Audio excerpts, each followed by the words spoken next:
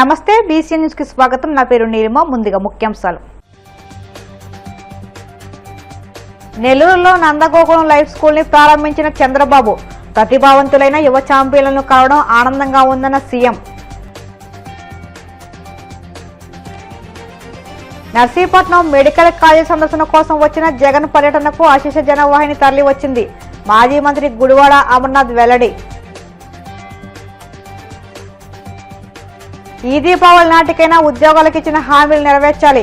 YCP employees and pensions wing రాష్ట్ర అధ్యక్షుడు Nallamala Chandrasekhar Reddy demand.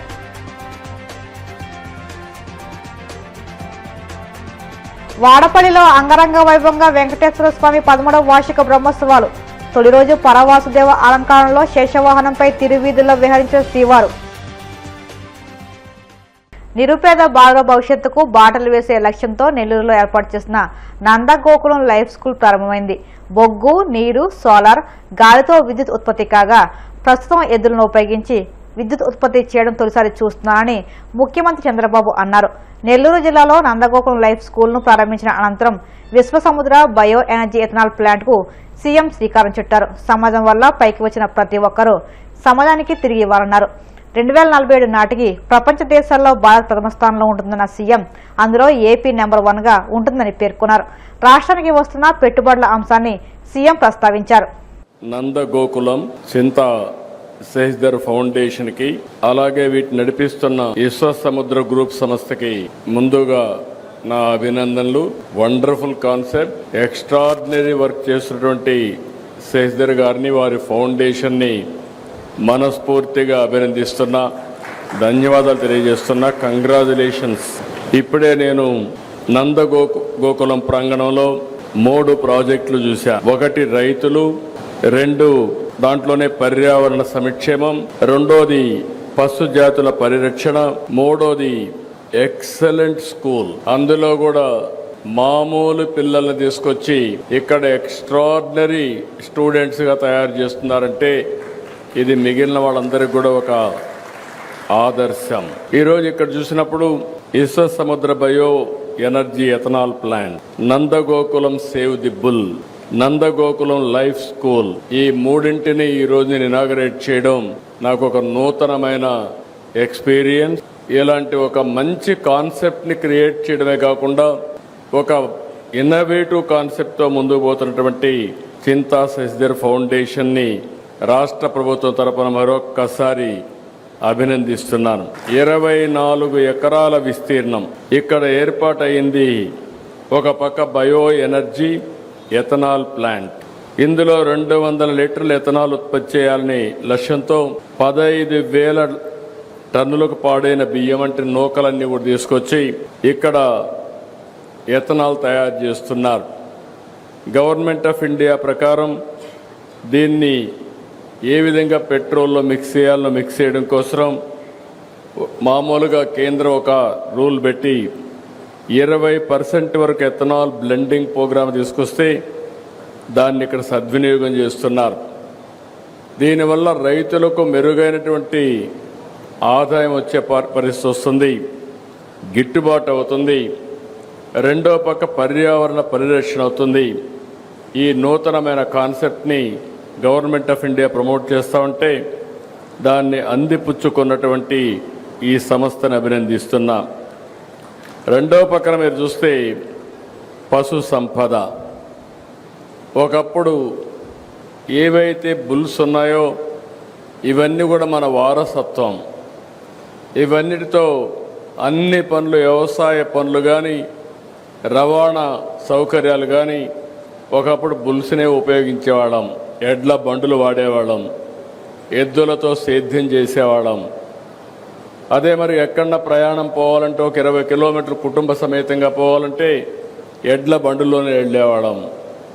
ఇటీవల కాలంలో ఆధునీకరణలో ఎడ్లన్నీ కూడా ఉపయోగం లేకుండా వచ్చే పరిస్థితి వచ్చింది. మెకనైజేషన్ వచ్చింది, మోడర్నైజేషన్ వచ్చింది. దీనివల్ల చాలా వరకు ఏవైతే ఇంకా కూడా మీరు చూస్తే ఈ సెక్స్ సార్టెడ్ కింద ఫిమేల్ కాఫ్స్ని ఉత్పత్తి చేసే పరిస్థితి కూడా వచ్చారు. దీనివల్ల వీటిని చాలా వరకు ఇగ్నోర్ చేయడం, ఎక్కడన్నా ఉన్నా కూడా దాన్ని సరిగా ఉపయోగించుకోలేని పరిస్థితి వస్తే ఒక వినూత్నమైన కార్యక్రమాన్ని తీసుకొచ్చారు. ఆ కార్యక్రమంలో మీరు చూస్తే ఈరోజు ఇక్కడ వండర్ఫుల్గా నేను చూశాను, ఎడ్లతో బుల్స్తో కరెంట్ ఉత్పత్తి చేయడం. ఇది ఎక్కడ ఎవ్వరు ఇంతవరకు ఆలోచన చేసి ఉంటారన్న నమ్మకం. నేను కూడా ఫస్ట్ టైం చెప్పినప్పుడు ది పవర్ ఆఫ్ బుల్ అంటే నాకు కూడా ఆశ్చర్యం వేసింది. ఇది అవుతుందా అని ఆశ్చర్యం వేస్తే ఈరోజు దానికోసం థ్రెడ్మిల్ తయారు చేసి దాని మీద వీటిని ఎక్సర్సైజ్ 4-5 గంటలు చేస్తే మనం కూడా ఎవ్రీ పర్సన్ మీరు గుర్తుపెట్టుకోవాల్సిన అవసరం ఉంది. నర్సీపట్నం మెడికల్ కాలేజీ సందర్శన కోసం వచ్చిన మాజీ సీఎం వైసీపీ అధ్యక్షుడు వైఎస్ జగన్ పర్యటనకు అశేష జనవాహిని తరలివచ్చిందని మాజీ మంత్రి వైసీపీ అనకాపల్లి జిల్లా అధ్యక్షుడు గుడివాడ అమర్నాథ్ వెల్లడించారు. విశాఖ జిల్లా అధ్యక్షుడు కేకే రాజుతో కలిసి విశాఖ వైసీపీ కార్యాలయంలో ఆయన మీడియాతో మాట్లాడారు. విశాఖ నుంచి నర్సీపట్నం మెడికల్ కాలేజీ వరకు 60 కిలోమీటర్లు కాగా అక్కడికి వెళ్లడానికి జగన్ కి ఏకంగా 6 గంటల సమయం పట్టిందని ఆయన తెలిపారు. విశాఖ స్టీల్ ప్లాంట్ ఉద్యోగులతో పాటు పలువురు ఆయన్ని కలిసి తమ గోడు వెళ్లబోసుకున్నారని తెలిపారు. అన్ని ప్రాంతాలకి కూడా సూపర్ స్పెషాలిటీ వైద్యాన్ని అందించాలి ప్రభుత్వం అన్నటువంటి ఆలోచనతో తీసుకున్నటువంటి ఆనాటి మా ప్రభుత్వ నిర్ణయాన్ని ఈ కూటమి ప్రభుత్వం నిర్ణయం ద్వారా రాష్ట్రంలో ఉన్నటువంటి కోట్లాది మంది పేద విద్యార్థుల తాలూకా ఆశల్ని వైద్య విద్య చదవాలన్నటువంటి వారి ఆకాంక్షని దూరం చేస్తూ ఈ ప్రభుత్వం తీసుకున్నటువంటి నిర్ణయాన్ని మేము కూడా వ్యతిరేకిస్తున్నాం అన్నటువంటి విధంగా నిన్న జరిగినటువంటి జగన్మోహన్ రెడ్డి గారి పర్యటన, దానికి వచ్చినటువంటి స్పందన, ప్రజల్లో ఉన్నటువంటి ఉత్సాహం, ఈ ప్రభుత్వం మీద ఉన్నటువంటి వ్యతిరేకత నిన్న పర్యటన ద్వారా కనబడిందని చెప్పి నిన్నటి నుంచి రాష్ట్రం అంతా కూడా మాట్లాడుకుంటా ఉంది. జగన్మోహన్ రెడ్డి గారి తాలూకా స్టాండ్, మా పార్టీ స్టాండ్ ఏదైతే ఉందో నిన్న వారు ప్రజలను ఉద్దేశించి నిన్న నర్సీపట్నం కాలేజ్ దగ్గర జరిగినటువంటి పత్రికా సమావేశం ద్వారా వారి స్టాండ్ను కూడా చెప్పడం జరిగింది. ఈ ఆధునిక దేవాలయాల్ని మా ప్రభుత్వం ఉన్నప్పుడు వీటిని పేదవాడికి అందించాలని, వైద్య విద్యని పేదవాడికి మరింత చేరువ చేయాలని, టెరిషరీ కేర్ని ఈ రాష్ట్రంలో ఉన్నటువంటి కోట్లాది మంది ప్రజలకు అందించాలని వారు ఏదైతే ఆ రోజు తపన పడ్డారో ఈ రోజు ఇప్పుడున్నటువంటి ప్రభుత్వం, ఆశపడినటువంటి ప్రజలు, పేద విద్యార్థులు మన భవిష్యత్తు ఏంటి అని అనుకునేటువంటి పరిస్థితుల్లోకి ఈ ప్రభుత్వం తీసుకెళ్లిపోయింది. పీపీపీ పద్ధతిలో ప్రైవేట్ వారికి అప్పచెప్పడానికి 10 కాలేజీలు అప్పచెప్పడానికి ఈ ప్రభుత్వం తీసుకున్నటువంటి నిర్ణయాన్ని నిరసిస్తున్నాం. ఈ నిర్ణయాన్ని వెనక్కి తీసుకోవాలి, ఇది ప్రజల ఆకాంక్షలకు వ్యతిరేకంగా ఉంది అన్నటువంటి ఉద్దేశాన్ని నిన్న పెద్ద ఎత్తున ప్రజలు బయటకు వచ్చి జగన్మోహన్ రెడ్డి గారికి సంఘీభావం తెలియజేసి ఈ ప్రభుత్వ నిర్ణయాన్ని నిరసిస్తూ చేసినటువంటి నిన్నటి కార్యక్రమం విజయవంతంగా జరిగినందుకు, దాన్ని విజయవంతం చేసినటువంటి ప్రజలకి, సంఘీభావం తెలియజేసినటువంటి ప్రజలకి, మా పార్టీ నాయకత్వానికి అందరికీ కూడా 2 చేతులు జోడించి పాదాభివందనాలు తెలియజేస్తా ఉన్నాం. ఇది వైఎస్ఆర్ కాంగ్రెస్ పార్టీకి, తెలుగుదేశం పార్టీకో, కూటమి ప్రభుత్వానికో మధ్యన ఉన్నటువంటి సమస్య కాదు. ఇది రాష్ట్రంలో ఉన్నటువంటి సామాన్యులకి, పేదవాడికి, ఏ పార్టీలకి సంబంధం లేనటువంటి మేధావులకి అందరికీ కూడా సంబంధించినటువంటి ఈ రాష్ట్ర సమస్య.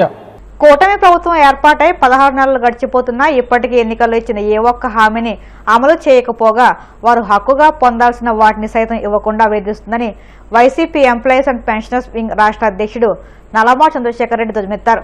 తాడేపల్లి వైసీపీ కేంద్ర కార్యాలయంలో ఆయన మీడియాతో మాట్లాడుతూ మంత్రివర్గ సమావేశం జరిగినప్పుడల్లా ఈసారైనా ఉద్యోగుల హామీలపై నిర్ణయం తీసుకుంటారని, కళ్ళు కాయలు కాసలు ఎదురు చూడటమే తప్ప ఏ ఒక్క హామీ నెరవేర్చలేదని స్పష్టం చేశారు. 2 ఏళ్లలో 4 డిఏలు పెండింగ్ లో పెట్టడమే కాకుండా ఇప్పటికీ 12వ పీఆర్సీ కమిషన్ ఏర్పాటు చేయకుండా ఉద్యోగులను ఇబ్బంది పెడుతున్నారని అన్నారు. ఉద్యోగస్తులకి రావాల్సినటువంటి 4 డిఏలు ఉన్నాయి. పోయిన సంవత్సరం 2, ఈ సంవత్సరం 2, మొత్తం 4 డిఏలలో ఒక్క డిఏ కూడా రిలీజ్ చేయకుండా, ప్రతి కేబినెట్ లో కూడా ఇస్తారనుకుంటే ఒక్క కేబినెట్ లో కూడా దాని మాట ఎత్తకుండా ఎంతసేపు కూడా మరి కార్పొరేట్ సంస్థలకి ఈ ప్రభుత్వము భూములు పందారం పెట్టడం తప్ప వేరేటి ఏమీ కూడా ప్రజలకు లేకపోతే ఉద్యోగస్తులకు పనికొచ్చేటి ఏవి కూడా ప్రభుత్వము చేయకుండా వెళ్తున్నది. అలా కాకుండా ఈరోజు ఖచ్చితంగా ఏదైతే రేపు దీపావళి 20వ తారీఖున రాబోతుందో ఆ సందర్భంగానైనా ఉద్యోగస్తులకు రావాల్సినటువంటి 4 విడతల డిఎల్ని మంజూరు చేయాలని చెప్పేసి, ఏదైతే 12th పిఆర్సీ పెండింగ్ ఉందో 1/7/2023 నుంచి పెండింగ్ ఉంది. మరి దాదాపు 2.5 సంవత్సరములు దాటిపోతా ఉంది. పిఆర్సీని మరి మీరే మెరుగైన పిఆర్సీ ఇస్తామని చెప్పారు. మరి ఖచ్చితంగా పిఆర్సీని ఇమ్మీడియట్గా అపాయింట్ చేసి, మరి ఏదైతే ఈరోజు మీరు అది కూడా చెప్పి ఉన్నారు, మేము వచ్చిన వెంటనే ఉద్యోగస్తులకి మధ్యంతర భృతిని మంజూరు చేస్తాము అని చెప్పన్నారు. 16 నెలలు దాటిపోతున్నా మరి దాని ఊసేలేదు. మరి పిఆర్సీని ఈరోజు జరిగేటువంటి క్యాబినెట్లో పిఆర్సీని అపాయింట్ చేసి ఇమీడియట్గా మరి మధ్యంతర భృతిని 30%కి తగ్గకుండా ఉద్యోగస్తులకి పెన్షనర్స్కి మంజూరు చేయాలని చెప్పేసి కూడా నేను ప్రభుత్వానికి తెలియజేస్తా ఉన్నాను. సిపిఎస్ అనే విధానం మీద మరి సమీక్షించి ఒక మెరుగైనటువంటి విధానాన్ని తీసుకొస్తాము అని అంటే, ఉద్యోగస్తులు ఎవరైతే దాదాపు 3 లక్షల పైగా ఉన్నటువంటి సిపిఎస్ ఉద్యోగస్తులంతా కూడా మరి ఓపీఎస్లు ఇస్తారేమో అనేటువంటి ఎదురు చూపులతో ప్రతి క్యాబినెట్లో ఎదురు చూస్తున్నారు. దాని మీద కూడా ఈరోజు ఒక డెసిషన్ తీసుకుని ముందుకు వెళ్ళాలని చెప్పేసి కూడా నేను ప్రభుత్వాన్ని కోరుతా ఉన్నాను. డాక్టర్ బిఆర్ అంబేద్కర్ కోనసీమ జిల్లా ఆత్రేయపురం మండలం వాడపల్లిలో శ్రీదేవి భూదేవి సమేత వెంకటేశ్వర స్వామి 13వ వార్షిక బ్రహ్మోత్సవాలు అంగరంగ వైభవంగా ప్రారంభమయ్యాయి. తొలి రోజు ఉదయం వైఖానస ఆగమశాస్త్ర ప్రకారం స్వస్తి వచనం, విశ్వక్సేన పూజ, పుణ్యవచనం, ఋత్విక్కరుణ, దీక్షాధారణ, అకల్మష హోమం, అగ్ని ప్రతిష్టాపనను శాస్త్రోక్తంగా నిర్వహించారు. సాయంత్రం విశ్వక్సేన పూజ, వాస్తు పూజ, హోమాలు చేశారు. వసంత మండపంలో స్వామి అమ్మవార్ల ఉత్సవమూర్తులకు ప్రత్యేక పూజలు, రాత్రి ధ్వజారోహణం ఎగరవేశారు. ధ్వజపీఠాన్ని మేళతాళాలతో ఊరేగించి దేవతలను ఆహ్వానించారు. శ్రీవారు పరవాసుదేవ అలంకరణలో శేషవాహనంపై తిరువిధుల్లో విహరించారు. 9 రోజులు జరిగే బ్రహ్మోత్సవాలకు భద్రతా ఏర్పాట్లను Eluru range IG Ashok Kumar, SP Rahul Meena పరిశీలించారు.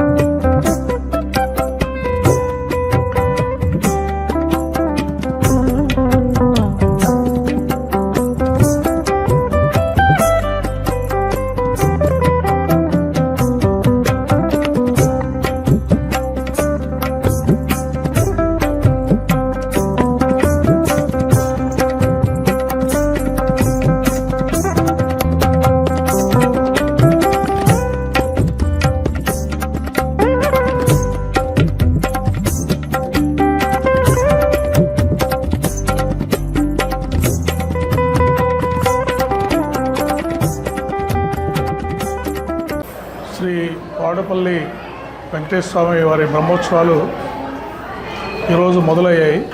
9 రోజులు వైభవంగా జరుగుతాయి.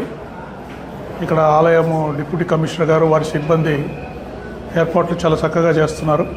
టెంపుల్ కూడా గత ఒక సంవత్సరం కాలంలో చాలా ఇంప్రూవ్మెంట్స్ ఉన్నాయి. మాడా వీధులు బాగా విశాలమయ్యాయి. Temple entry exits queue lines కానీ అన్నీ బాగా విశాలంగా చేశారు.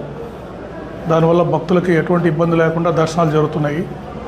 సో పోలీస్ శాఖ తరఫున కూడా ఎస్పీ గారి ఆధ్వర్యంలో బందోబస్తు అరేంజ్మెంట్ చేయడం జరుగుతుంది.